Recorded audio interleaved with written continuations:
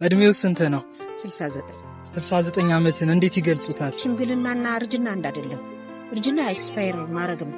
ሽምግልና ግን በእውቀትም በማስተዋልም ማደግ። ተዝረከረከ ሽምግልና መሆን የለበትም። ያርጅና ነው። ወደ ሽምግልና ስትመጣ ግን አዋቂ መሆን አለብህ። መምከር መቻል አለብህ። መቆጣት መቻል አለብህ። ቁጣህ በፍቅር መገለጽ አለበት። እስካሁን ሲኖሩ ያደረጉት ቁም ነገር ትልቁ ነገር ምንድን ነው? በትምህርቴ ሰክሰስፉል ነኝ። ማስተርስ ሰርቻለሁ። ልጆች ወልጃለሁ። የ37 ዓመት ትዳር ነበረኝ። ልጆች 3 ልጆች፣ 2 ሴት 1 ወንድ። ሶስቱም ትምህርታቸውን ጨርሰዋል። 2 ወንድር ያለው ልጅ አይቻለሁ። አንዷ ገና ባል እየጠበቅን ነው። በወጣትነት ዘመኑ ውድ ዋጋ ያስከፈሉት ስህተት ነበር? ምን ነው በዛን ጊዜ አሁን የማውቀውን ያህል እግዚአብሔርን ባውቀው እሱ ነው።